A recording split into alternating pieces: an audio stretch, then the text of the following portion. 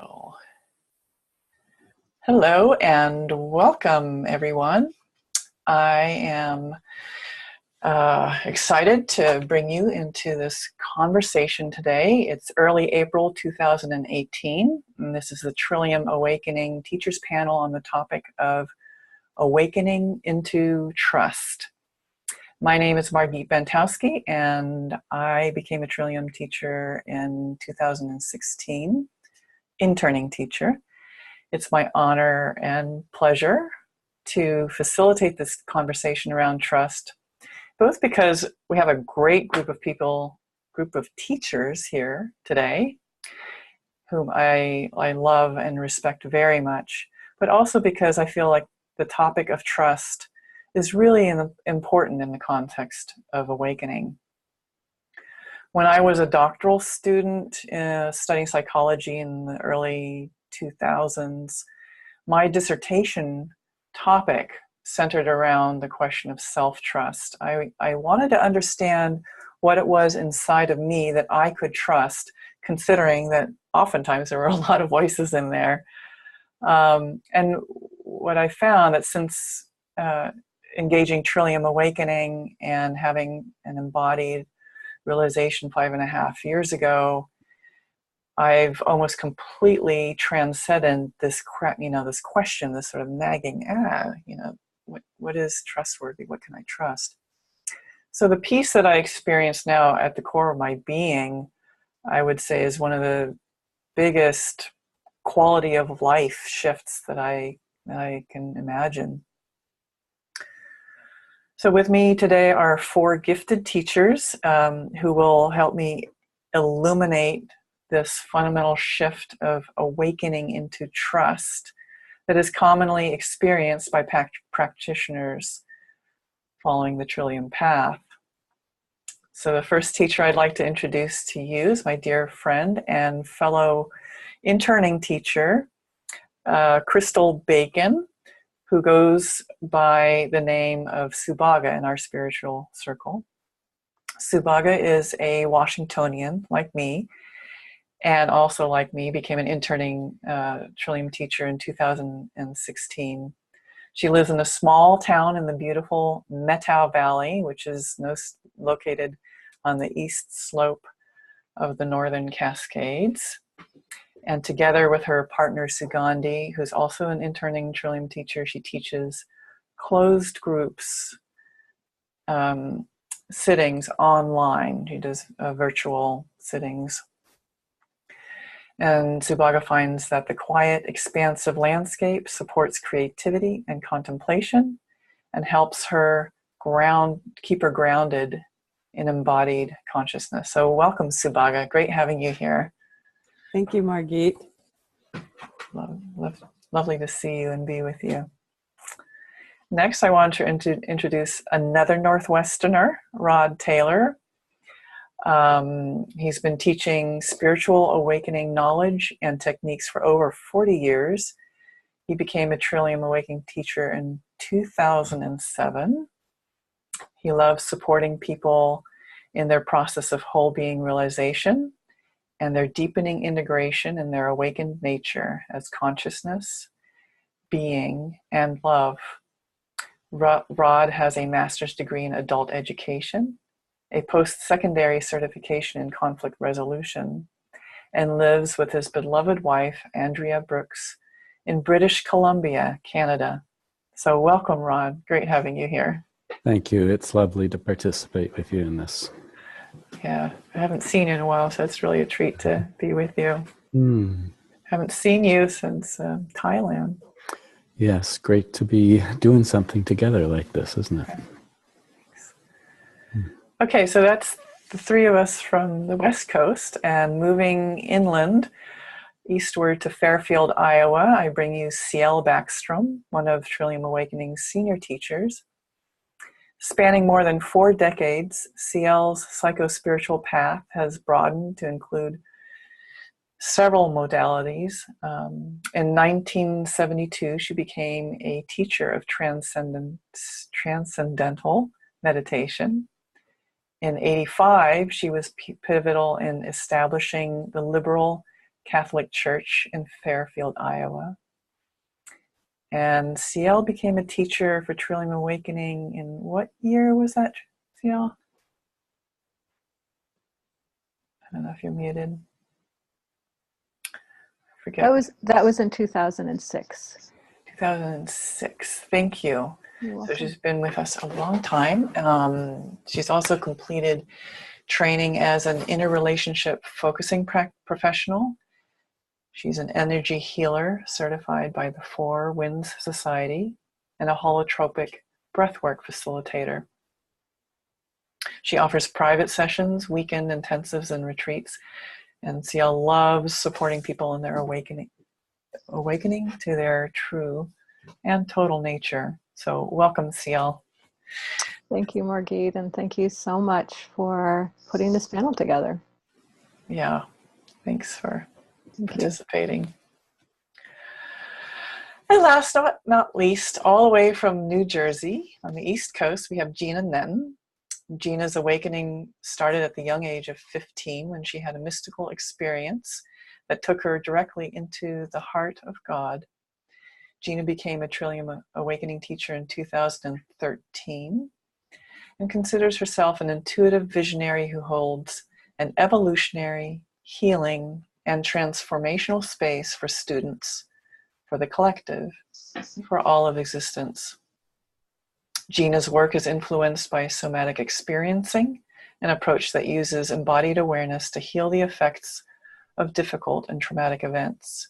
Gena's long-standing health issues have given her the opportunity to develop a very refined trust in being. Welcome, Gena. It's great having you with us today. Thank you, Margit. It's great to be with you. Awesome. And with everyone. Yeah.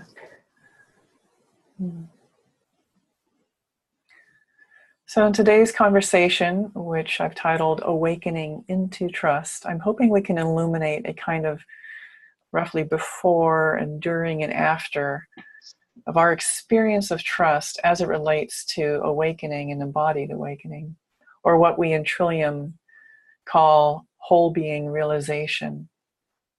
I invite us to begin by first exploring how we experience trust before whole being realization. And perhaps, Subhaga, you could begin for us. Thanks, Margit. Yes, I've been exploring this question kind of in the frame of trust in being, which has been a phrase, kind of a mantra for me for quite some time since my second birth. I was thinking about it this morning in terms of the before, during, and after process. And, it seems to me, my experience is that life is constantly bending us to its own nature, its own will, if you will, its own internal dynamic. And that we spend the majority of our lives, our first lives in particular, resisting that bending, not liking, not wanting, and I'm talking, generalizing here from my own experience, my own familial experience, not wanting, not liking, wanting to change, a lot of doing energy. And so that's a struggle, it was a struggle for me. There's a desire to change things, change myself. And as I've leaned into the concept of trust, and recently, not just since this topic came up, but I'd say in the last 6 months or so working with students, it's occurred to me like trust is something that happens in your body. It doesn't happen in your head.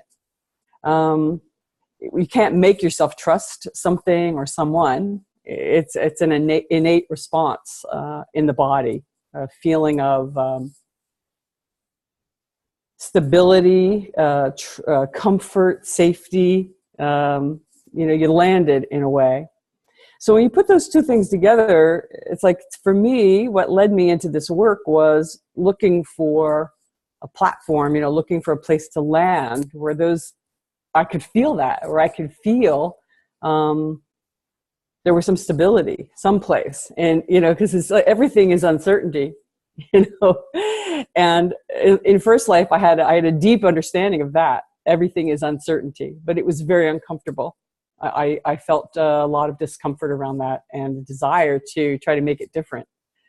Strategies or, either going one direction or the other direction.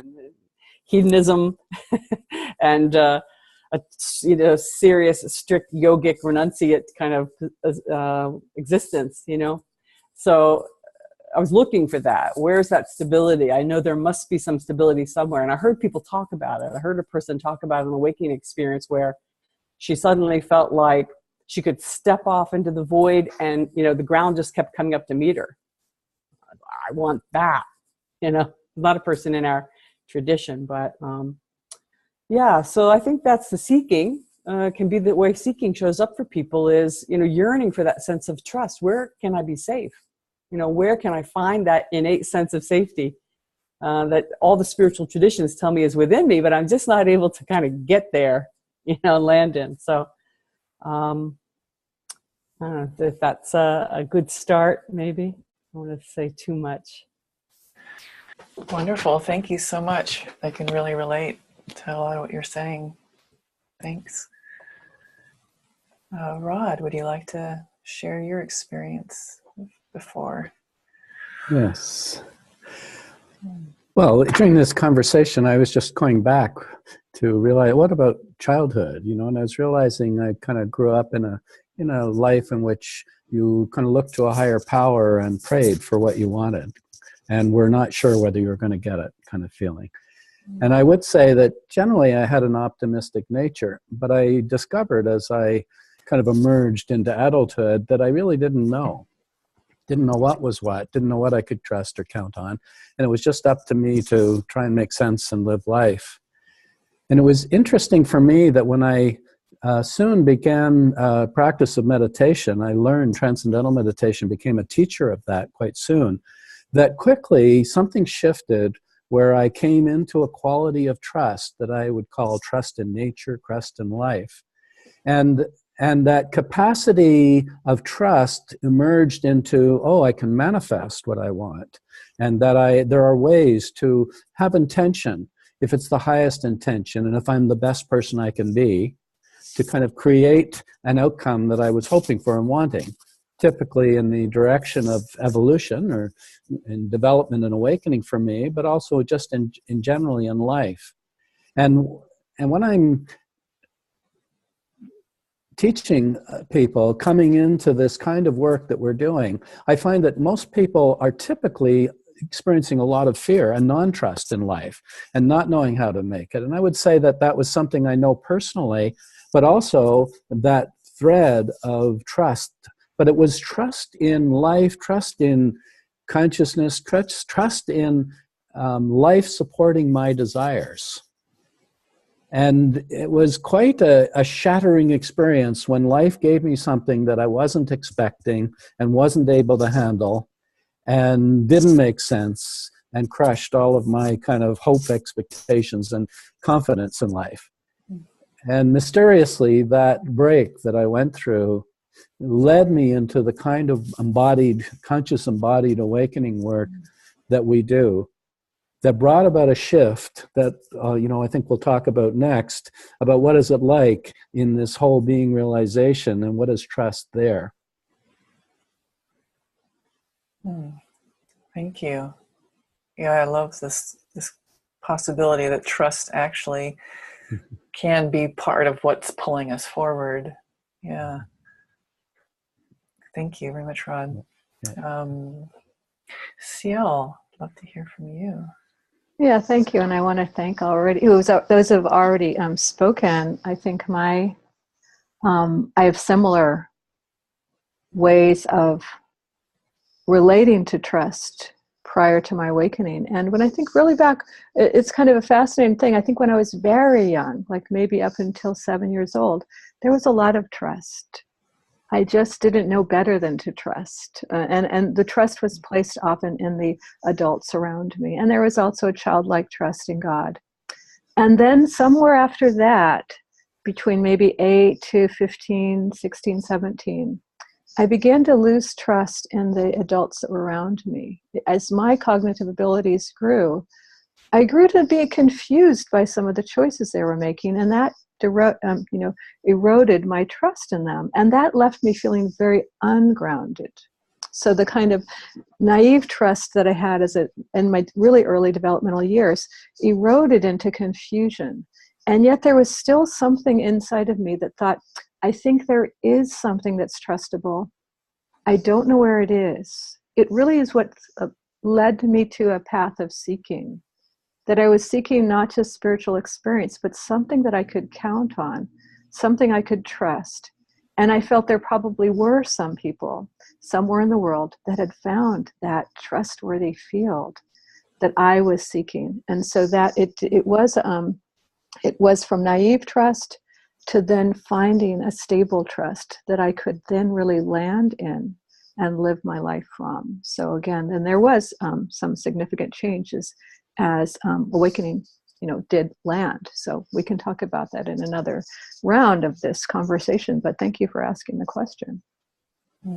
Yeah, thank you, Cielle. I love that consideration of early naive trust and the necessary developmental process of encountering reality and the disappointments, and then the bigger questions around trust that evolve from that. Thank you. Yeah, it's important to keep that in mind. Thank you. Gena?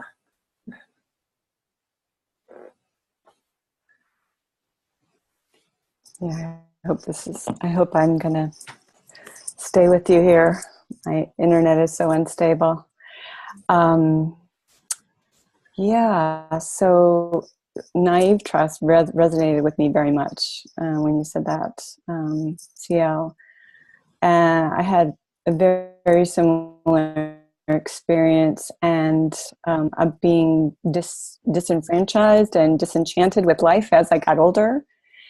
And then I just really had a sense of, entering fully into just a heck of a lot of strategies in order to make up for that disenfranchisement, to make up for this missing piece, this missing link. And so there was a sense that like life was like a house of cards or something like that, just ready to fall at any time. And so life was really about managing so that the house of cards wouldn't fall apart. And so I got very good at managing my life or trying to manage my life. And, from all different kinds of strategies that took me into achieving and also into transcending, avoiding, just trying to manage this house of cards. And like Subhaga also, I was stability, that missing link. And so that is really what drew me towards, actually I knew from a very young age, as you said in my bio, that I was the heart of God, but yet nothing around me made any sense. And so I was looking for that stability. And I loved what you said, Subhaga, like stepping into the void and having the ground come up and meet me. Oh my God, I definitely wanted that as well. I think just having a sense of that coming into that, it felt like to me coming into second birth and into the whole being realization was kind of like that stepping off the cliff and the grounded being coming up to meet me and having that stability and that safety. Actually, my whole life I was really looking for safety, and I didn't realize it until after I felt safe. That how unsafe I actually felt my whole life. And so Second Life has really been about really resting in that safety and living from that place of everlasting safety. Yeah, thank you, Gena. I resonate with the House of Cards and the strategies, and the longing for me. There was an experience of wanting to just being so bound up, wanting to eventually, somehow relax. And I, medicated to get that experience sometimes, because the system, for me, was so tired of trying hard to be safe and figure things out. If I figure the external world out, or if I figure the internal world out, everything's going to be okay. So, appreciate you mentioning all the strategies. So let's go a little bit into now what actually happened in the awakening process. What did we recognize, and how did that make a difference? How did that shift things for us? Subhaga, would you like to start us off on that inquiry? Yeah, I just want to start by just recognizing just the beauty of mutuality, and how each of your shares, I was like, yes, me too, me too, me too. How we're articulating each other's lived experience, early childhood and through the whole life stages. So that's really quite lovely. Yes. For me, I came into, so the process of awakening, that's a key, process is such a key word. There's a belief that it is an attainable goal, a product that we can get somehow, this awakening. I'm going to get my awakening. Because I came in to my awakening as a really fully transcendent experience, where there was no separation, there were no boundaries. Whatever I looked at, I was. Whatever I saw, I was in some innate way. And I'm talking about really, like a car, a plane, a bird. I remember taking my dog for a walk, and she was on one of those retractable leashes, and it was just like, whoa, there I go. I'm on this like thing on a string, It was very, very freaky and wonderful and beautiful. And I could just kind of drop into that transcendent place and look around and look at the sky. And it was like, everything I'd ever dreamed of. And then I had my confirmation conversation. Which was, really opened up a portal to fear, because I could not answer the question, how have you experienced the core wound? And boy, it was like, oh, there it is. So, what Rod was saying about fear, fear is such an innate part of our human experience. It's a survival strategy. We feel fear, and then it's acted upon by all of our conditioning, and then the patterns, and just the world at large. So for me, the process was really moving through, this kind of long honeymoon of a few months of being really transcendent, but at the same time feeling like, I'd landed somewhere, that I'd found a thing, a change that was permanent. It was like someone had wiped a layer of grime off my universal windshield, and see things really clearly. But the trust piece was really slow to come about for me. And it was really, I had a realization, maybe a year after my second birth, which I still think of as my second birth, because it was an event of bringing me forward, was a realization in a course with Cielle that there was nothing that was not God. That's how it came to me. There was nothing that was not God. And we were really studying a lot of shadow stuff in this particular course, but it was like suddenly everything opened up, and I found, this is the trust. Whatever's happening is happening. And there's something in it, but it's not good or bad. We can feel compassion, we feel fear, we feel anger, but it's what is, and it was like after years of this, Buddhism and Hinduism and, this too shall pass and all this kind of stuff, which were just words, I suddenly landed in this place of realization that there's nothing that is not being ever. And that just gave me so much room to really exhale and expand and drop in and feel my fears and reveal my secrets and really achieve a greater sense of mutuality and really start living, my whole being realization. So that's probably enough for now. Beautiful. Thank you. Thank you very much, Subhaga. It's a very visceral description. That's great. Thank you.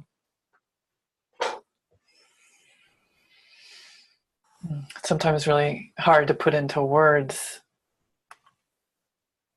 this experience, and so I'm just hoping those of you that are listening are taking the words into your bodies and beings, and not just trying to figure out what these teachers are sharing, but just to feel, to the extent you can, their experience in your own body and your whole being, listening as you take this conversation in, because words start failing at this point. Thank you, Subhaga.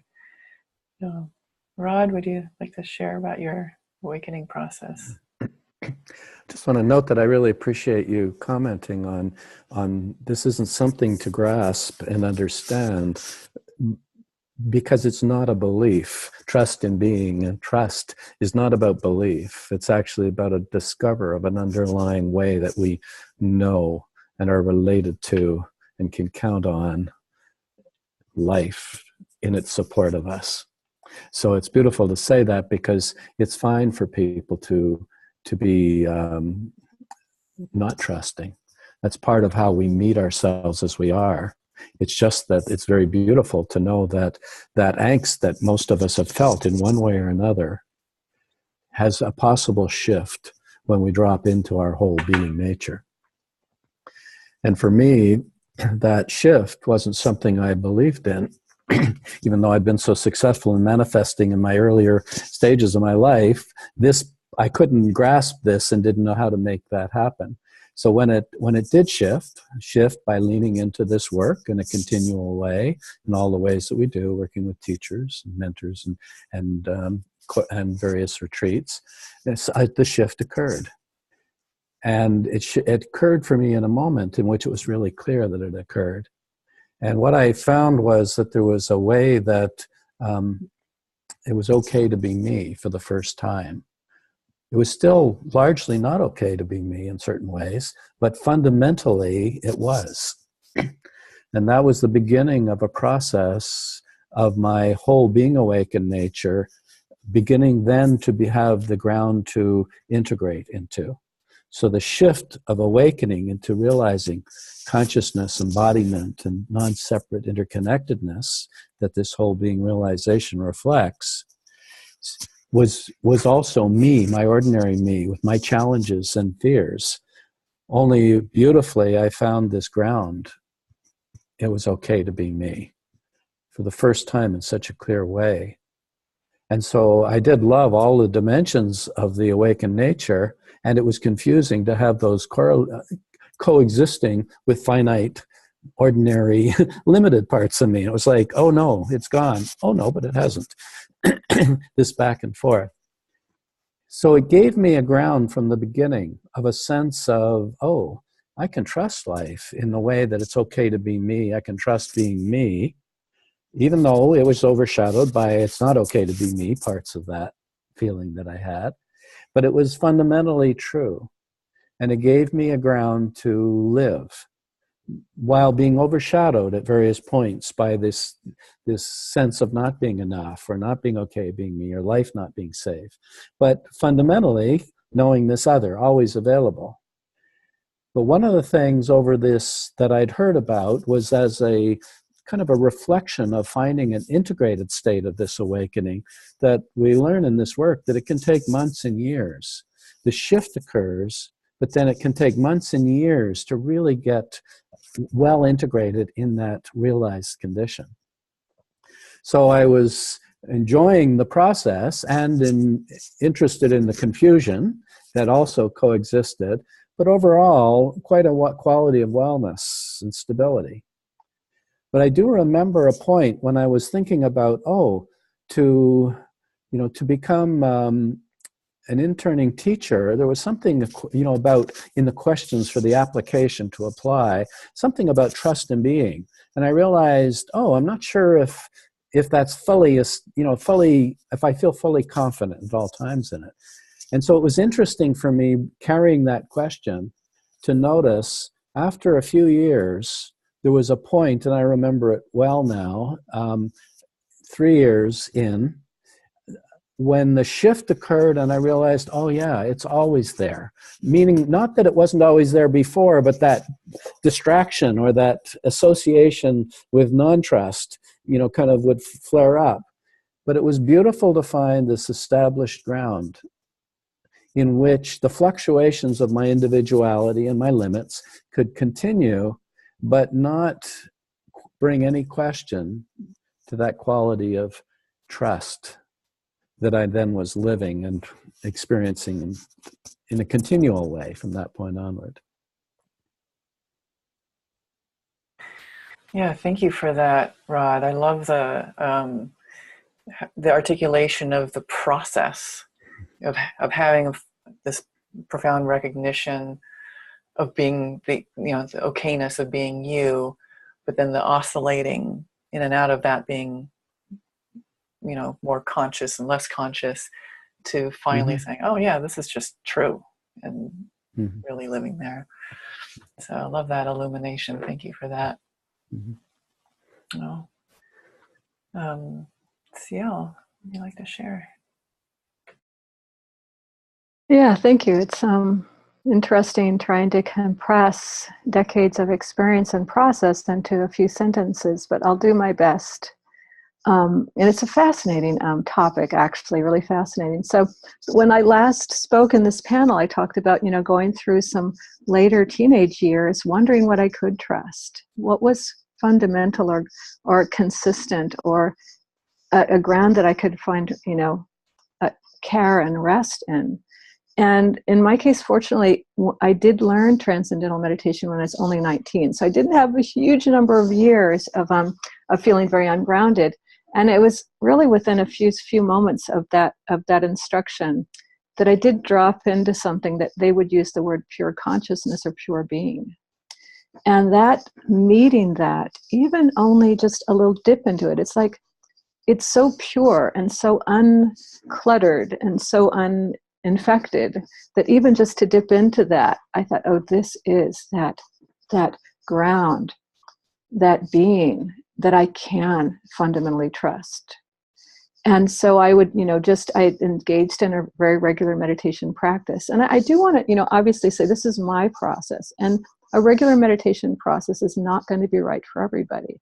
But in my case, it made me very familiar with that ground of being that I could tap into. And it was so stable. And it really brought a lot of stability. And then it brought more, with that stableness, it brought more creativity and more confidence and all kinds of other gifts in terms of my life. And I, you know, just that was kind of one of my more stable practices for decades. And then it was in 1996, I had a rather epiphanal awakening to consciousness, where it wasn't that I was dipping into it during a meditation practice. I recognized that fundamentally I was consciousness. And so then that the trust actually magnified, because I am that. You know, this I am that, thou art that, all this is that alone is. I am consciousness. There's no question about it. And at the same time, I'm still living my life as a, you know, mother and etc., all the kind of demands and, you know, the ups and downs of living life. But I was fundamentally identified with consciousness or being. And so there was a lot of trust there in the stability that consciousness has in its just unmanifest form. But I wanted to also bring, that is not what we consider to be an embodied awakening. And in truth, it was very unembodied. It was because I was so identified with the field of non-change. I wasn't as identified with my body, although I knew I had a body, my body would have aches and pains, but there was still a little bit of separation. And so then in terms of this particular work, this path of whole being realization, where the wholeness of us, I love this whole being, that I really dropped into my humanity. And it was, in my case, it was a very, again, epiphanal type experience, sudden experience that let me land in this body as consciousness. And that actually, though, again, this is a process, a developmental process, a developmental spiritual process. And for a time, it kind of disturbed my trust in being, actually, because it's like, how can I trust this? What happened to that which is everywhere, that has me connected with everywhere? Now so much of my attention is now seated in my own body, and also particularly in my heart. And it was like, what happened here? Like, how can all of this be squeezed into this small frame and lived from here? But it was also very exciting because, in essence, I hadn't lost the trust in being, in consciousness, but I just had to start living it in a different way. And there was a part of me that knew, because it was about 6 years of living this more awakening to consciousness, I began to realize that, I'm leaving something out here. When I first heard this, the name of this work was Waking Down. And as soon as I heard Waking Down, I kind of like thought, oh, I'm busted here.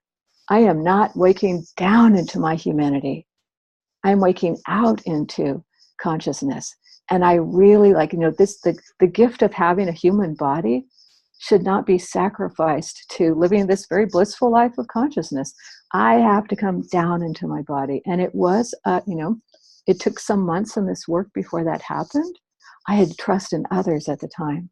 I had to trust in teachers and fellow participants. I had to template off of them in their awakened process. So there was a kind of transfer of trust to other at that point in time, to trust that they were still emanating, radiating a greater awakening than I was so far living. And I had to trust that so that I could then begin to find that awakening in myself. So for me, trust of being and trust of self have been intimately connected, but maybe that's a time for another circle or another panel or something like that. But yeah, it's been a process, and it's a process that continues. So thank you. Wow, thank you, Cielle, for that beautiful story. And I love the discernment around the different stages of awakening to consciousness and what that gives you, and the development of trust, and then the embodiment part, and how that is a consideration around trust. And what it made me think of is how in my dissertation I was contracted around which of my subparts could I trust when there's chaos in my being, and then realizing there's something in me that knew that trust in being was related to trust in life. Like trust in self and trust in life were inextricably woven together. And your story does a great job of visceralizing that recognition, if I can use that word or make up that word. So yeah, thank you. That was great. Thank you. Mm-hmm. Okay, Gena, love to hear from you. Yeah. So it's so beautiful. It's like so many similarities between our stories in many ways, and uniqueness as well. Similar to what Cielle was sharing, I also had been doing a lot of meditating before I came into the Trillium Awakening work, the Waking Down work. And of that stillness, and actually had a sense of that stillness my whole life, but was drawn more and more into that in meditation. But yet at the same time, it felt like I felt all this chaos. So it's like stillness and chaos, and somehow they were dissociated or separate. And so really in my whole being realization, I had a Big Bang experience, literally. I realized myself as the Big Bang. So from nothingness to became words, like the word, and then literally banged out into being non-separate from all phenomenon. And so it totally took me out of my body, but also completely identified with being consciousness as everything in form, holding everything and everything in form. And it took me quite some time to actually come down into my body. I knew that I needed to come down into my body. But it was sort of a natural progression that happened probably a week or a couple of days or something like that. I don't remember exactly, but this body, this being in the body, being able to be the fusion of the stillness and that movement or chaos in the body is really been the key to trusting, being able to trust whatever is happening, being able to be the stillness in the body, being able to feel in the body whatever comes up, whatever is happening, my triggers, whatever that may be. That has really been where I've been able to, I guess, live from this place of being able to be all of that. And trusting has come from this stability that that really landed in me as I had this increasing capacity to be with whatever was coming up. And so the body has always been a really important aspect of my awakening process. I take, like people, take things to the mat, I take things to the body. Yeah, let's see if there was anything else I wanted to say about that. Maybe, but that's probably enough for now. Well, thank you, Gena. I can feel my body humming in resonance, and I was particularly struck by the word, the fusion of the stillness and the chaos. That it's living that. Paradoxically, it's living that fusion that gives you this experience of trust. And like Rod says, it's not a belief, it's not something you really understand, but I can feel the truth of it as I listen to you. And it's such a visceral expression of that. Thank you, Gena. That's great. Yeah. So as we're shifting to the home stretch of this conversation for today, I was thinking it might be helpful for people to hear a little bit about, what exactly are we trusting, and how does it feel to live from this way? How, it's such a fundamentally different way of orienting towards life than before awakening. So I just want to hear a little bit about, what is it exactly that we're trusting, and what's it like to live from this place? So we'll go around the circle again, and we'll start with Subhaga.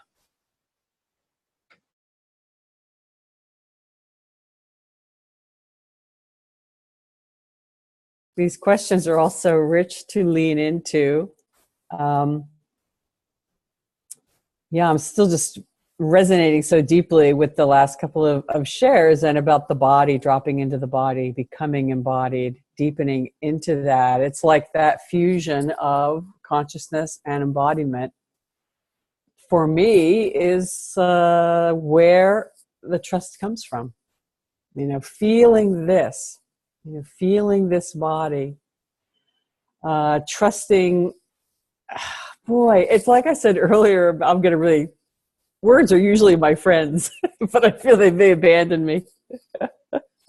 I'm feeling so much transmission, for one thing. I'm sort of like, woohoo, maybe I'm out there a little bit. But,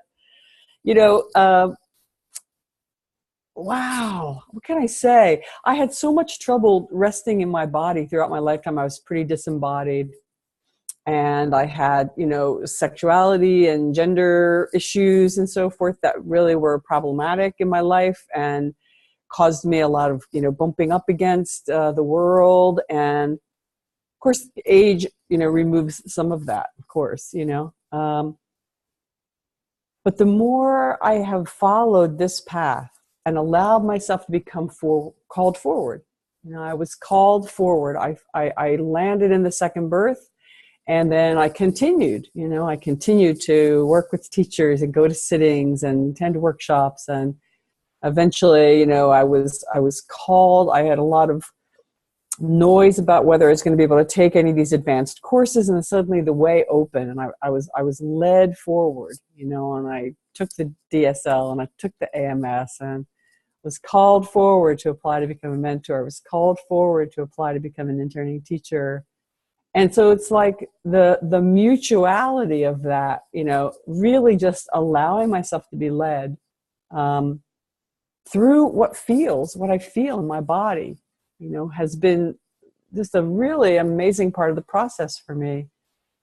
I'm aging and experiencing aging. I've had trouble with my spine and nerve pain, and sometimes it's quite difficult and uncomfortable, and yet and there's fear that arises, like, oh, it's happening, and yet undergirding all of that is this awareness that there's ultimately really nothing to do, nothing to be afraid of. And I was terrified of death growing up. It's one of my early memories from childhood. And I retained it for a long time into my adulthood. There was a joke in my family that, I wanted to be frozen, plugged in, whatever. And my sister would be like, we'll just say, we'll just unplug her. She can't hear us anyway, I wanted to be kept alive at all costs. I was terrified of death. And that has gone. I've lost that. That has fallen away. There's a trust in just the inherent nature of this short-term lived experience as this particular form, I don't know if this is making any sense at all. But in any event, that's what I trust in. I wake up in the morning and I feel myself and I feel the space and I see the light coming in, and then I think, oh shit, I've got to do this or that, or phone has to be looked at. Doesn't matter. Fundamentally, everything is okay.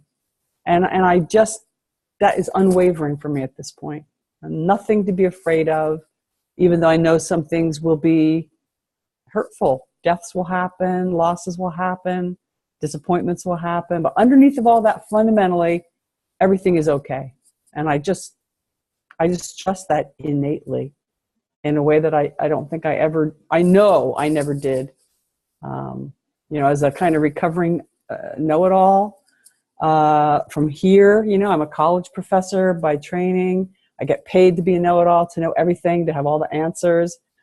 It's a not knowing is also a knowing in a beautiful sort of paradoxical way. It's like, it's all good because no matter what happens, there's this. It was here before me, it'll be here after me.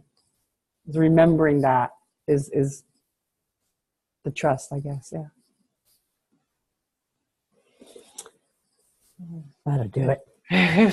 That'll do it. Thank you, Subhaga. I'm starting to feel the transmission too. So I think the words are going to be a little challenging as we go along. I just love the expression of, this fundamental, ness of this wellness, this okayness, and what a profound before and after example of being afraid of death and then that not being an issue. I mean, that's a pretty stark contrast, and I appreciate you highlighting that. For the people who are watching this video, I just want to unpack a couple of acronyms. DSL is Deepening Your Second Life. It's a class that's available to students once they've had their whole being realization. And AMS is Advanced Mutuality Skills, which is the third of 3 classes that practitioners need to complete in order to become a mentor in this work. And then from mentoring, there's a process to becoming interning teachers, but I just want to let you know what we mean by those terms. All right, thank you so much. Okay, Rod, I welcome you. What do you trust and how does it live? You know, I was just came up to me that it's worth noting that we are manifest beings. And as much as our human history has been about realizing, you could say consciousness outside of our being nature, the fact is that we are bodies and we are interconnected and related beings in creation. So when we look at it that way, it's interesting to note what that feels like. And one of the most crucial pieces, both for awakening and particularly for integrating an awakening, has been this voicing of a condition or a feeling of a core wound that Cielle Backstrom first referred to.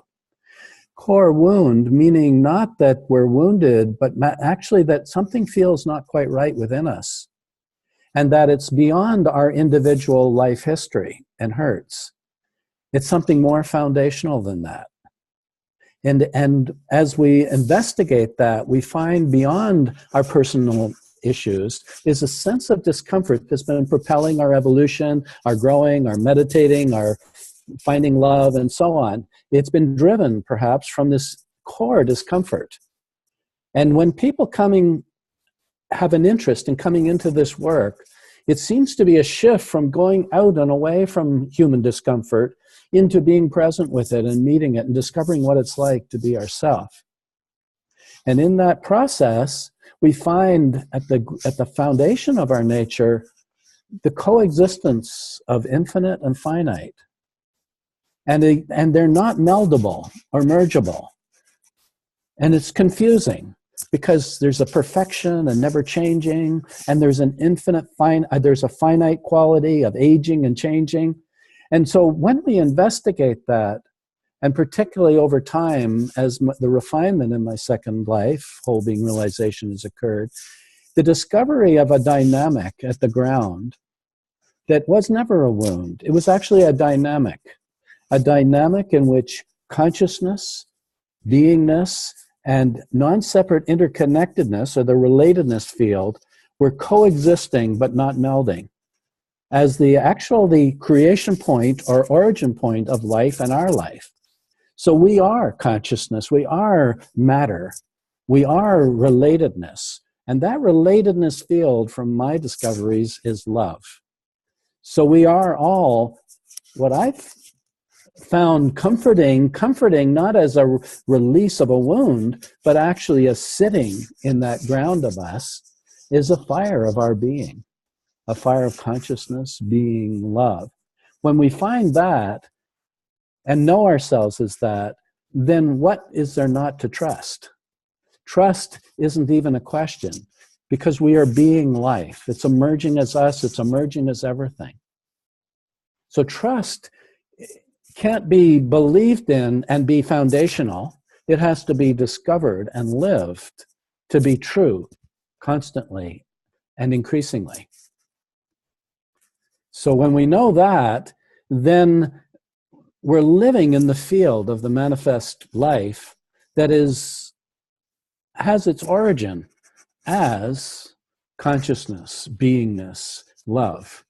And so we're able then to feel the discomfort and surrender increasingly to being that original fire that is the source of trust. And it turns out it's also the source of freedom and also the source of love. And it is our nature. So in that way, we begin to find that we are being. And so is everything else. There isn't a boundary to being me. And so we begin to find that life is not just serving us within, but it's serving us without. And that's pretty exciting because then I find even the things I don't like that come along, I automatically can't not know they're there serving me, prodding my evolution, allowing me to lean into a further humbling of my nature in the realization of my limits and my wholeness.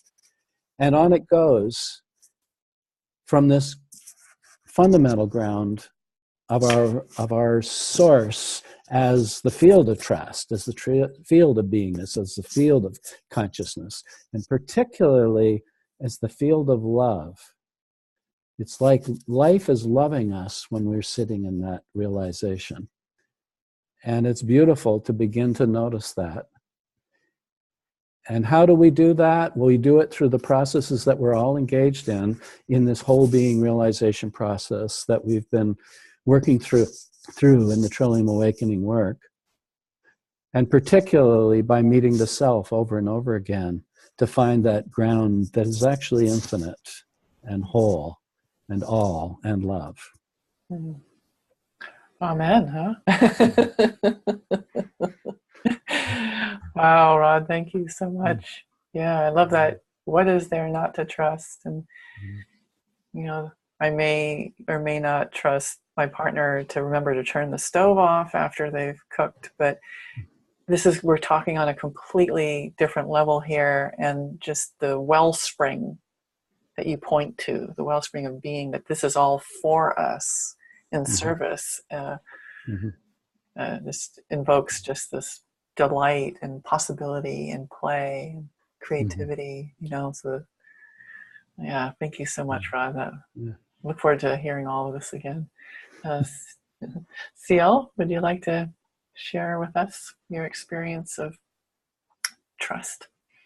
Yeah, it's a great question when I think of what is it that I'm placing my trust in, and how could I, express that in words? And again, referring back to some things that I said in earlier round, that this ground of being that is so a field of non-change, that is eternal, that is omnipresent. It's just by its very changing nature, for me, it feels very trustable. But as my awakening continues to progress and I really understand that I am that ground of being, it becomes not so much, although it's also a trust in being, but a trust in self. And I'm not suggesting this is, some spiritual traditions have an S with a capital S, self with a capital S and self with a small s. Some refer to one to be as being ego. So it's not a trust in ego, but it's a trust in fundamentally who I am. And that feels like so yummy and delicious, because I'm not just trusting something that's alive but external, alive but a ground beneath me. It is the ground beneath me and gives me so much stability. But I too am that ground that I am, that is beneath me. So that trust in self is beginning to be lived in a very like a delicious way as my awakening progresses. And I'm really, I'm probably not going to be using perhaps this metaphor quite the same way that Rod did, but I loved this example of origin point, that expression. And that what I was hearing him say was that origin point is that place where, place is again a word to point to, but let's call it the place where that field of non-change and the field of change coexist. That for the human, there has to be that origin point, has to be the field of change and the non-change, because without the field of change, how can there be humanity?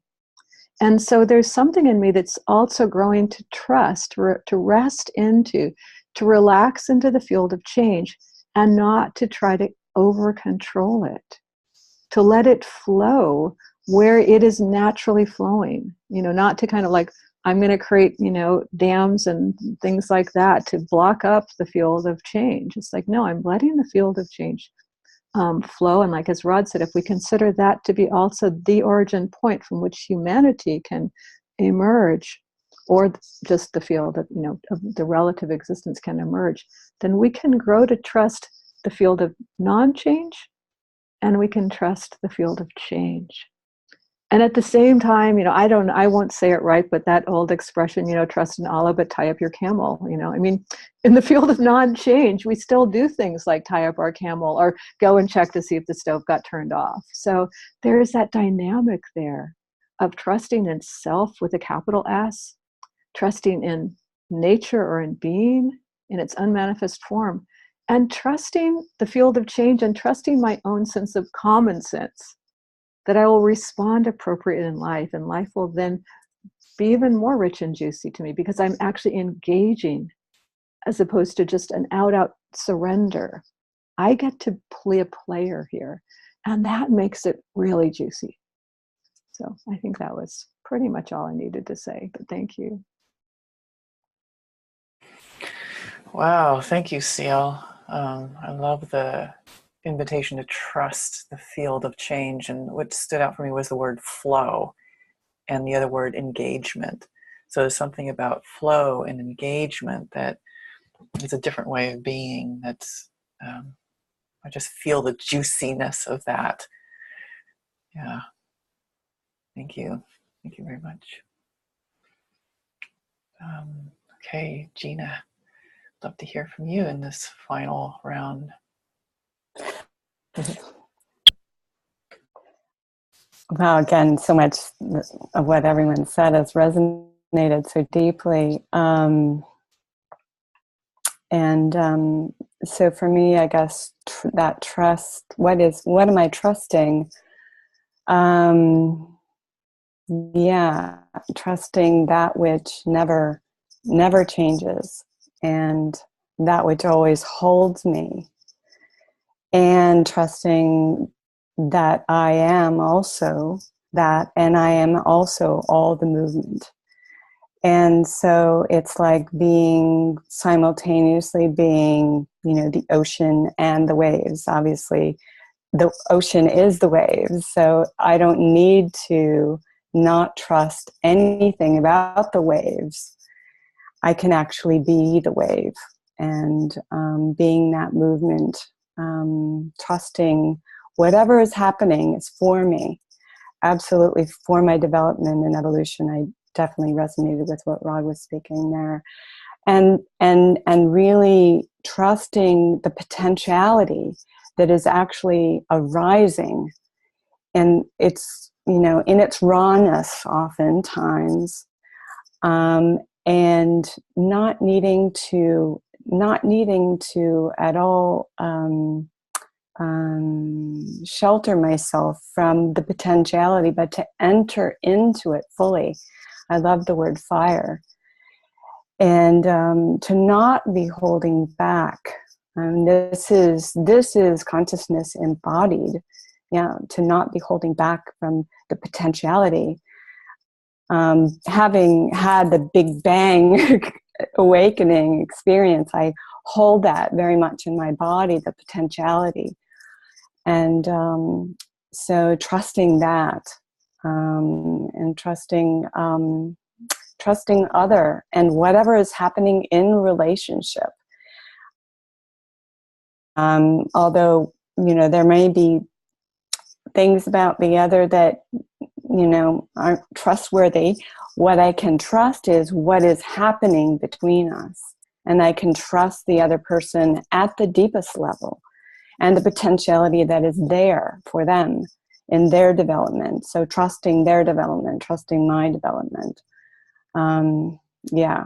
And so whatever is showing up, even my mistakes, trusting my mistakes, whatever is before me, trusting that.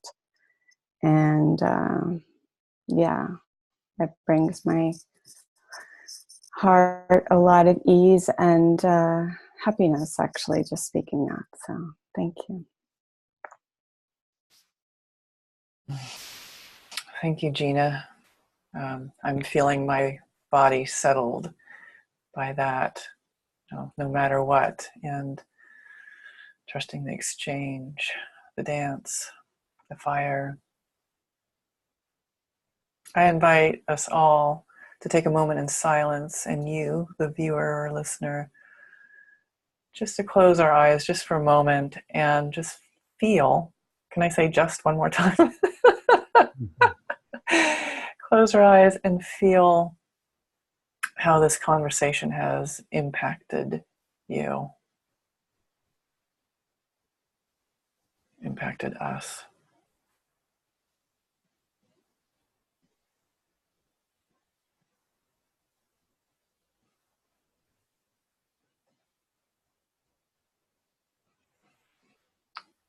And taking a moment to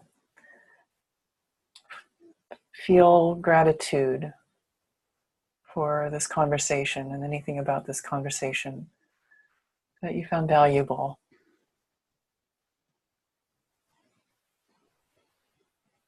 or supportive.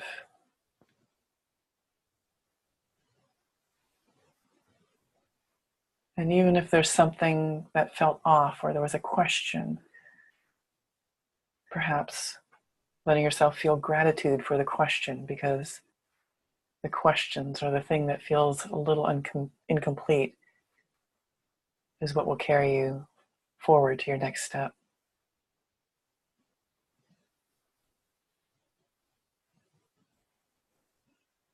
Okay. Thank you all for participating. Margit, beautiful job you've done. Thank you. Wonderfully handled this whole call and what beautifully planned. Grateful to you for doing it so beautifully.